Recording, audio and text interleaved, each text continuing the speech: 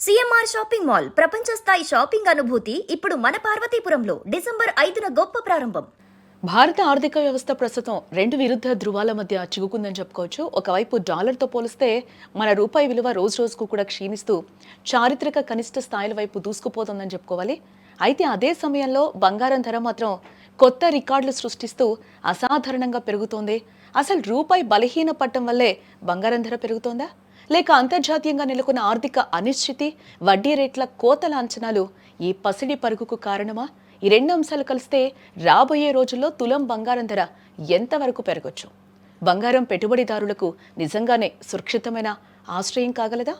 రూపాయి బంగారం మధ్య ఉన్న ఈ సంక్లిష్ట సంబంధాన్ని విశ్లేషించడానికి, మార్కెట్ అంచనాలను తెలపడానికి ఈరోజు మనతో పాటు స్టూడియోలో ఉన్నారు బిజినెస్ అనలిస్ట్ శ్రీరామ్ గారు. వారితో మాట్లాడదాం. వారు లైవ్ కాల్లో జాయిన్ అయ్యారు. నమస్తే సార్. నమస్తే అండి. ఇప్పుడు నేను ఫస్ట్లో మీకు చెప్పినట్టు అసలు ఇప్పుడు మనం బంగారం కొనడం సేఫ్ కాదు అంటారా? బంగారం ఎప్పటికీ సేఫేనండి. ఇది 2 యాంగిల్స్‌లో ఆలోచిస్తే ఇప్పుడు బంగారం వచ్చి ఇప్పుడు మార్కెట్ ఆల్ టైమ్ హై ఎళ్ళింది. అంటే ఇప్పుడు మనందరికీ కూడా యాక్చువల్‌గా ఎంతో కొంత బంగారం ఉంటది కాబట్టి మనందరం కూడా ఆ రేట్ ప్రకారం చూసుకుంటే మనకి వాల్యూ కూడా పెరిగినట్టే కదా! సో, రెండో పాయింట్ ఏంటంటే గోల్డ్ ఇప్పుడు ఎందుకు బాగా పెరుగుతుంది అంటే అంతకుముందు బ్యాంక్స్ సెంట్రల్ బ్యాంక్స్ అన్నీ కూడా డాలర్స్ కొనేవి. ఇప్పుడేమైందంటే డాలర్స్‌ని ఎవరు గూడా నమ్మట్లేదు కాబట్టి వాళ్ళిప్పుడు బంగారం కొంటున్నారు. ఈవెన్ రిజర్వ్ బ్యాంక్ మన ఇండియా కొంటుంది, చైనా బ్యాంక్ కొంటుంది, రష్యా కొంటుంది, బ్రిక్. సో, వాళ్ళందరూ కూడా యాడ్ అవ్వటం వల్ల ఇప్పుడు ఇక్కడ బంగారం అనేది గోల్డ్ ఎప్రిషియేట్ అవుతుంది. సో, గోల్డ్ అయితే ఇక్కడి నుంచి కూడా చూసుకుంటే ఇది కొత్త ఒరవడి అనమాట. అంతకుముందు మార్కెట్స్ తగ్గితే గోల్డ్ పెరిగేది. స్టాక్ మార్కెట్స్ తగ్గితే గోల్డ్ పెరిగేది. అలాగే స్టాక్ మార్కెట్ పెరిగితే గోల్డ్ తగ్గేది. ఇప్పుడేంటి గోల్డ్ యాక్చువల్‌గా ఇవాళ stock market all time high ఉంది. అయినా గాని గోల్డ్ కూడా ఆల్ టైమ్ హై ఉంది. అంటే దీని రీజన్ ఏంటంటే మనతో పాటు వేరే వాళ్ళు కూడా బయింగ్ చేస్తున్నారు. సో, వాళ్ళు ఎవరు అంటే మనకి బ్యాంక్స్ అనమాట. రిజర్వ్ బ్యాంక్స్ మేజర్‌గా. సో, వాళ్ళ వల్ల ఏమవుతుందంటే గోల్డ్ డిపాజిట్స్ వాళ్ళు పెంచుకోవటం వల్ల ఈ గోల్డ్ అయితే పెరుగుతుంది. ఎస్. అంటే శ్రీరామ్ గారు ఇప్పుడున్న సిచ్యువేషన్‌లో గోల్డ్ కొనడం మంచిదే అంటారా? లేకపోతే ప్రస్తుతం ఆపమంటారా? మీరేం చెప్తారు? గోల్డ్ అయితే ఇప్పుడు రిక్వైర్మెంట్ ఆర్నమెంట్స్ కొనటం కన్నా ట్రేడ్ పాయింట్‌లో కొనటం బెటరు. బిస్కెట్ గానీ, లేకపోతే డిజిటల్‌లో గానీ, గోల్డ్ బీస్ కొనుక్కోవటం గానీ, ఇలాంటివి కొనుక్కోవటం వల్ల మీకు మంచి వెల్త్ క్రియేట్ అవుతుంది. గోల్డ్‌ని ఏంటంటే రెగ్యులర్‌గా ఏమవుతుంది, ఒకసారి ఒక ఆర్నమెంట్ కొన్నామనుకోండి, గోల్డ్‌లో మేజర్ ప్రాబ్లమ్ ఏంటంటే ఆర్నమెంట్ గనక కొంటే అది మళ్ళీ అమ్మటానికి ఉండదు. డెడ్ ఇన్వెస్ట్‌మెంట్ అయిపోతుంది.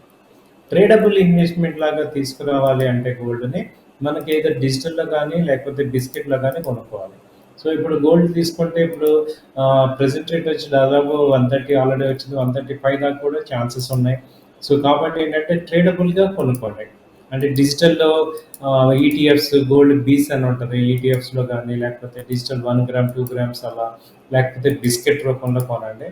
జనరల్‌గా లేడీస్‌కి ఏంటంటే ఒకసారి ఆర్నమెంట్ గనక ఇచ్చామంటే వాళ్ళు మళ్ళీ ఇవ్వరు. అది డెడ్ ఇన్వెస్ట్‌మెంట్ అయిపోతుంది. కాబట్టి గోల్డ్‌ని డెడ్ ఇన్వెస్ట్‌మెంట్‌లా కాకుండా రొటేషన్ పాయింట్‌లో కొనుక్కోవచ్చు. అంటే మన సాంప్రదాయంలో గోల్డ్‌కి పెద్దపీట వేస్తూ ఉంటాం. మీరు చెప్పినట్టు ఇంతకుముందు అంటే ఇప్పుడు పెళ్ళిళ్ళ సీజన్‌లో గూడా ఎక్కువ కొంటూ ఉంటారు కదా సార్. అంటే ఇప్పుడు కొనాలా? వద్దా? అనేది కూడా అందరికీ ఒక సంశయం. అంటే రేపు తగ్గుతుందేమో, రేపు కొందామని అనుకుంటారు. ఆ లోపల పెరుగుంటుంది. ఈరోజు తగ్గుంటుంది గదా! సో, ఈ పాయింట్‌లో అయితే గోల్డ్ ఇప్పట్లో తగ్గే ఛాన్సెస్ తక్కువే ఉన్నాయి. తగ్గినా ఎలా ఉంటున్నాయంటే ఎయిదర్ ఒక రూ. 5,000 తగ్గుతుంది కానీ, 1,00,000 రావటం గానీ, ఇప్పుడు 1,10,000 24 క్యారెట్ అనేది వచ్చే ఛాన్సెస్ చాలా తక్కువున్నాయి. కాబట్టి మనం ఏం చేయొచ్చంటే ఇంకా అర్థమవుతుందేంటంటే ఈ స్టాండర్డ్ నిలబడే స్టాండర్డ్. కాబట్టి ఇప్పుడు ఇక్కడ ఒక 50% అలా ఇన్వెస్ట్ చేసుకుంటే అంటారు. ఇప్పుడు మీరు బ్రాడ్‌గా థింక్ చేస్తే నెక్స్ట్ 2 ఇయర్స్, 3 ఇయర్స్‌లో చూసుకుంటే 1,70,000, 2,00,000 కూడా టచ్ అవ్వచ్చు. ఇది నెక్స్ట్ 3 ఇయర్స్‌లో. కాబట్టి when compared with that it is better రేటే కదా!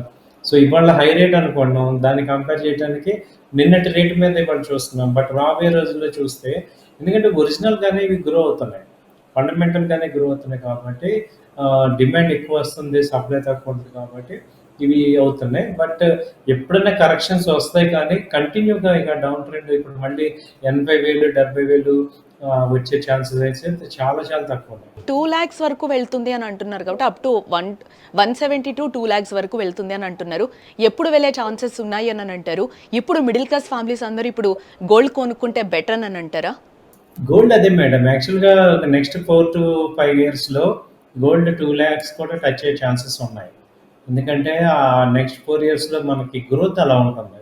సో, కాబట్టి ఇప్పుడు మిడిల్ క్లాస్ గానీ, అబోవ్ మిడిల్ క్లాస్ గానీ గోల్డ్ పాయింట్ ఆఫ్ వ్యూలో ఏంటంటే ఫ్రీ అమౌంట్ డిపా ఇన్వెస్ట్ చేసుకోండి. మీ యొక్క ఫ్రీ అమౌంట్స్. అంతేగాని ఇప్పుడు గోల్డ్ కొందాము అంటే మనకి ఇప్పుడేంటంటే అసెట్ అలొకేషన్ పాయింట్ ఆఫ్ వ్యూలో తీసుకుంటే అసెట్స్ బిల్డ్ చేయాలంటే మనకి గోల్డ్ కూడా తీసుకోవాలి. గోల్డ్‌ని మనం ఇవాళ చూడాల్సిన పద్ధతి ఏంటంటే ఇది కూడా ఒక అసెట్ అలొకేషన్‌లాగా తీసుకోండి. గోల్డ్ కొనాల్సిందే కంపల్సరీ ఒక 20%, 30% ఇన్వెస్ట్‌మెంట్స్ గోల్డ్ మీద పెట్టుకుంటేనే బెటర్ మనకి. మీరు లాస్ట్ 6 మంత్స్ చూస్తుంటేనే డిఫరెన్స్ అర్థమవుతుంది. అలాగే సిల్వర్ కూడా బానే పెరుగుతుంది. Gold or silver both are twin brothers కాబట్టి మనకి ఇప్పటికే లేట్ అయిపోయింది. డిజిటల్ బాగుందనమాట. ఏంటి ఈటీఎఫ్ కానీ, బాండ్స్ కానీ లేకపోతే వీటిల్లో తీసుకోవచ్చనమాట. సో, ఇలా బిస్కెట్ రూపంలో గానీ అలా తీసుకోవటమే. అంటే రాబోయే రోజుల్లో కొనే పరిస్థితి ఉందంటారా? లేదంటారా అసలు? మేడం ఎప్పుడు చూసినా గోల్డ్ ఇప్పుడు మీరు అన్ని సార్లు అలా అంటున్నారు. ఇవాళ 3 ఇయర్స్ బ్యాక్ మన సాలరీస్ ఎలా ఉన్నాయి? సో, ఇవాళ 1,00,000 సాలరీ అనేది కామన్ అయిపోయింది. 3 ఇయర్స్, 4 ఇయర్స్ బ్యాక్ 1,00,000 అంటే ఎంత కష్టం. సో, అంటే మన ఇన్‌కమ్ పెరుగుతుంది కాబట్టి గోల్డ్ పెరుగుతుంది. ఈ మంత్ ఈ లాస్ట్ 2 మంత్స్ నుంచి కొంచెం అబ్‌నార్మల్‌గా పెరిగింది యాక్చువల్‌గా. యాక్చువల్‌గా అయితే ఎవ్రీ ఇయర్ 20,000 పెరుగుతుంది. యావరేజ్‌గా the growth yearly 20,000 average growth అనమాట. సో, ఈ ఇయర్ ఏమైందంటే 26 ఎండింగ్‌లో రావాల్సిన రేట్ ఈ ఇయర్ వచ్చేసింది. దానివల్ల ఏమవుతుందంటే ఒక్కసారి 40,000 పెరిగేపాటికి కొంచెం అబ్‌నార్మల్‌గా ఉంది. యాక్చువల్‌గా ఇదేంటంటే 1,20,000, 1,10,000 ఆ రేంజ్ యాక్చువల్‌గా ఉండాలి. 30 దాకా వెళ్ళిపోయింది. సో, నెక్స్ట్ ఇయర్ రేట్ కూడా ఇవాళ వచ్చేసింది. బికాస్ ఆఫ్ దట్ ఎందుకంటే ఈ అమెరికా ట్రంప్ ఎఫెక్ట్ బాగా పడుతుంది. సో, డాలర్ యాక్చువల్‌గా కొనాల్సిన కంట్రీస్ అన్నీ కూడా ఈ గోల్డ్ కొంటున్నాయి. దాంతో ఇది డబుల్ ఇంపాక్ట్ వచ్చింది. బట్ నెక్స్ట్ ఇయర్‌కి ఏదన్నా ఆయన ట్రంప్ గారు గనుక కొంచెం నార్మల్ అయితే ఈ గోల్డ్ తగ్గుతది. బట్ తగ్గినా 1,10,000, 1,20,000కి నార్మల్‌గా వస్తుంది. ఓకే. బట్ బట్ 1,20,000 ఓవరాల్‌గా ఉండడం మాత్రం పక్కా. అవునండి. యెస్. అంటే ఇప్పుడు గోల్డ్ మీద ఇన్వెస్ట్ చేయడం అనేది బెటర్ అంటారు. గోల్డ్ ఇన్వెస్ట్ అంటే ఎలా చేయాలంటే ఇప్పుడు ఇక్కడ నుంచి మళ్ళీ ఒక 5,000 తగ్గినా గానీ తట్టుకోవాలి. అంటే మన ఫైనాన్షియల్ కెపాసిటీ ఇప్పుడు ఈ ట్రేడ్ లాగా చేయొద్దు. అంటే ఒక ఇన్వెస్ట్ చేసాము పెరిగితే అమ్ముకుందాం. లేకపోతే వెయిట్ చేయండి. సో, మళ్ళీ డౌన్ అయితే మళ్ళీ బై చేసేటట్టు ప్లాన్ చేసుకోండి. అంటే ఒక 2 ఇయర్స్ ఆర్జన్‌లో మనం వెయిట్ చేసేటట్టు కొనుక్కోవాలి. షార్ట్ టర్మ్ కాదు. ఓకే. షార్ట్ టర్మ్ ట్రేడ్ కాకుండా మనం చేసుకోవాలి. సార్ ఇంకా మనం డాలర్ విషయానికొస్తే రూపాయి అయితే బలహీనపడుతుంది. ఏంటసలు దీనికి మీరేం చెప్తారు?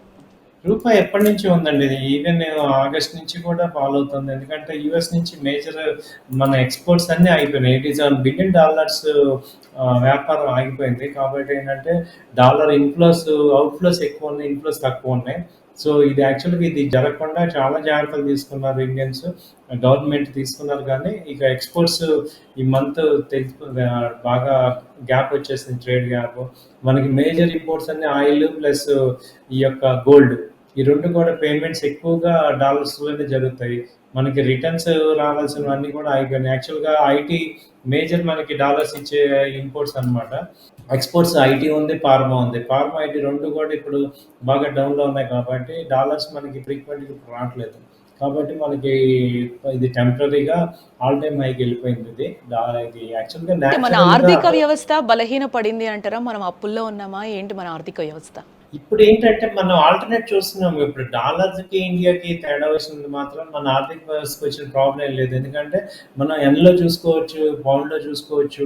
ఒక్క డాలర్ యూఎస్‌తో మనకి డీలింగ్ తగ్గితే అన్నంత మాత్రాన మనకి మన యొక్క ఆర్థిక వ్యవస్థ ఏం తేడా ఏం లేదు. ఎందుకంటే ఇవాళ డాలరు అంతకుముందనమాట. ఇవాళ అంతకుముందు డాలర్‌కిను, యూఎస్ డాలర్ మనకి చాలా ఇంపార్టెంట్. ఇప్పుడేంటంటే we are looking for another countries also. దాదాపు 100 కంట్రీస్‌తో మనం ఎక్స్‌పోర్ట్ చేస్తున్నాం. ఒక్క యూఎస్ యొక్క ఎఫెక్ట్‌ని వేరే 100 కంట్రీస్ ద్వారా తగ్గించుకుంటాం. సో, నెక్స్ట్ 6 మంత్స్‌లో అదే జరుగుతుంది. కాబట్టి ఇప్పుడు డాలర్ పెరిగినంత మాత్రాన ఇండియా ఎకానమీ వచ్చిందని నష్టం లేదు. ఒకప్పుడు వచ్చేది. ఇవాళ ఆయిల్ అంతా రష్యాతో మనం ఎక్కువ రిలేషన్ దేనికంటే మనకి రష్యా ఇండియన్ రూపీస్లో ఇస్తున్నాం పేమెంట్స్. అలాగే సౌత్ ఆఫ్రికాతో అదే అరేబియాతో కూడా ఇండియన్ కరెన్సీలో ఇస్తున్నాం. కాబట్టి డాలర్కి తగ్గినంత మాత్రాన ఇవాళ డాలర్కి రూపీకి రిలేషన్ బట్టి మన ఇండియన్ ఎకానమీ ఉంది అనుకోవటం కరెక్ట్ కాదు. ఎందుకంటే ఆ బ్రేక్అవుట్ అయిపోయింది. అంటే ప్రతి పేమెంట్ డాలర్తో అవ్వట్లేదు ఇప్పుడు. అంటే రూపాయి పడిపోతే పెట్రోల్ పంపులో మన జోబు పోయినట్టేనా? అంటే పెట్రోల్‌కి ఇప్పుడు తగ్గిపోయింది మేడం. ఎందుకంటే రష్యన్ పెట్రోల్ కొంటున్నాం గదా! లాస్ట్ 3 ఇయర్స్ నుంచి చూస్తే మీరు ఒకటే స్టాండర్డ్‌లో ఉంది. 1,110, 109 మధ్యలోనే ఉంది. సో, ఒకప్పుడు మీరన్నట్టు డాలర్‌కిను, రూపీకి చాలా ఉండేది. ఒకప్పుడు అమెరికా మార్కెట్స్ ఆంక్షలు పెట్టంగానే ఇండియన్ మార్కెట్స్ అన్నీ డౌన్ అయిపోయేవి. ఇండియా మొత్తం కుదేలైపోయేది. ఇప్పుడు ఆ సిట్యుయేషన్ లేదు. అంటే అమెరికా మీద డిపెండెన్స్ తగ్గిపోతుంది మనది. సో, ఇప్పుడు మనకి చూడండి H1B ఆయన ట్రంప్ గారు ఎన్నో రకాలుగా మనల్ని బాధపెట్టారు. బట్ స్టిల్ లాస్ట్ 4 మంత్స్‌లో మార్కెట్స్ చాలా డౌన్ అయినా గానీ, ఇవాళ ఏమైంది మళ్ళీ ఆల్ టైమ్ హై మా ఇండియన్ మార్కెట్‌కి వచ్చేసింది. అంటే ఏంటంటే యూఎస్ మీద డిపెండెన్సీ చాలా వరకు తగ్గించేసుకుంటున్నాం. కాబట్టి ఇవాళ డాలర్ వీక్ అయినంత మాత్రాన మనకొచ్చిన నష్టమేం లేదు. It is just a currency అంతే. అంటే మన ఇండియన్ రూపాయి రోజు రోజుకు డాలర్ ముందు తల వంచడానికి లోపలేమైనా రీజన్ ఉంది అని అంటారా? లోపలేంటి మేడం డైరెక్ట్ కనపడుతుంది. రీజన్ ఏంటంటే మన దగ్గర ఎఫ్ఐఎస్ బయటికెళ్ళిపోతున్నారు. ఎఫ్ఐఎస్ ఇన్వెస్ట్ ఇప్పుడు డాలర్ మనకి రావాలంటే రెండే ఆప్షన్స్ ఉన్నాయి. ఇండియాలో కనుక డాలర్ రావాలంటే. ఒకటి మార్కెట్‌లో స్టాక్ మార్కెట్‌లో పెట్టాలి. లేదా ఎఫ్‌డిఐస్ రూపంలో పెట్టాలి. మూడోది అమెరికాలో ఉన్న మన ఇండియన్స్ డాలర్స్ పంపించాలి. ఈ మూడిట్లో ఏది అవ్వట్ల. ఎందుకంటే అక్కడ వాళ్ళకే కష్టంగా అయిపోతుంది. అమెరికాలో ఉన్న ఇండియన్స్ వాళ్ళు బతకడానికి చాలా కష్టం అవుతుంది కాబట్టి రెమిటెన్స్ జరగట్ల. ఇక్కడ ఉన్న మార్కెట్‌లోంచి ఎఫ్ఐఎస్ డైలీ డబ్బులు తీసేసుకుంటున్నారు. మూడోది ఇండియాలో పెట్టుబడులు యూఎస్ పెట్టట్లేదు. కాబట్టి ఇండియాకి డాలర్స్ రావు. తగ్గుతున్నాయి. కాబట్టి కరెన్సీ డెఫినిట్‌గా ఎఫెక్ట్ పడుతుంది. ఆర్‌బీఐ ఇంటర్వెన్షన్ అవ్వచ్చు కానీ ఆర్‌బీఐ దగ్గర కూడా తక్కువే ఉన్నాయి. కాబట్టి వాళ్ళు ఇంటర్వెన్ అవ్వట్లేదు. సో, ఇప్పుడు ఓన్లీ డాలర్ మనకి డీలింగ్ దేనికి? అమెరికాతో ఓన్లీ రిలేషన్. వాళ్ళెటు వద్దనుకుంటున్నారు. $80 బిలియన్ ఎకానమీ వాళ్ళకి అవసరం లేదంటున్నప్పుడు మనం ఏం చేస్తున్నాం? We are looking for other opportunities చూస్తున్నాం. ఒకప్పుడు ఏంటంటే వాళ్ళకి తలకాయ ఉంచేసేసి వాళ్ళు చెప్పినవన్నీ చేసే పరిస్థితిలో ఉన్నాం. ఇవాళ లేము. లాస్ట్ 3 మంత్స్ నుంచి ట్రేడ్ డీల్ జరగలేదు. ఆగింది. అలాగే అంటున్నాం. బట్ ఇవాళ మనకి రష్యన్ ప్రెసిడెంట్ ఇవాళ మన ఇండియా టూర్‌లో ఉన్నారు. ఇట్ షోస్ ఇవాళ డాలర్ డిపెండెన్సీ లేదు. It shows India's original strength కనపడుతుంది. కాబట్టి వాళ్ళు మననేదో కొంచెం ఇంకొక 2, 3 నెలలు టెన్షన్ పెడతారు గానీ తర్వాత వాళ్ళు కూడా నార్మల్ అవుతారు. ఇవాళ India is looking in a different way. మీరన్నట్టు ఏంటంటే లాస్ట్ 3 మంత్స్, 3 ఇయర్స్ బిఫోర్ ఇదంతా స్టోరీ కరెక్ట్. కానీ ఇవాళ ఈ స్టోరీ కరెక్ట్ కాదు. So, right. డాలర్ తగ్గినా పెద్ద నష్టమేం లేదు. ఓకే. సార్ ఫైనల్‌గా గోల్డ్ కొనే వాళ్ళకి, సామాన్యులకి మీరు ఫైనల్‌గా ఏం చెప్తారు? గోల్డ్ డైలీ కొంటానన్నా కొనండి. ఒక్కొక్క గ్రామ్ గానీ, డిజిటల్‌లో గానీ బై చేయటమే. లాస్ట్ 3 మంత్స్ నుంచి, 4 మంత్స్ నుంచి మనకు అర్థమవుతుంది ఏంటంటే గోల్డ్ అయితే పెరుగుతుంది. ఇది కన్ఫర్మ్. So, gold పెరుగుతుంటాయి. కాబట్టి మనం ఏంటంటే ఎర్లీ బర్డ్స్ లాగా ఇంకా మనం అప్పుడప్పుడు తగ్గినా బట్ అది మళ్ళీ డిస్కౌంట్ అయిపోతుంది. ఇప్పుడు నిన్న 2 డేస్ బ్యాక్ 2000 రూపీస్ తగ్గింది. మళ్ళీ ఇవాళ నార్మల్ అయిపోయింది. సో, సిల్వర్ కూడా అంతే. సిల్వర్ నిన్న 5000 పాయింట్స్ డౌన్ అయింది. ఇవాళ 3000 పెరిగింది. కాబట్టి ఏంటంటే తగ్గినంత మాత్రాన మళ్ళీ అది అప్ ట్రెండే కనపడుతుంది. కాబట్టి ఏంటంటే gold and silvers both are upside. So, free amount ఉన్నవాళ్ళు ఇన్వెస్ట్ చేసుకోవచ్చు. అది నా suggestion. Okay. Right sir. Thank you Sriram garu. Thank you అండి.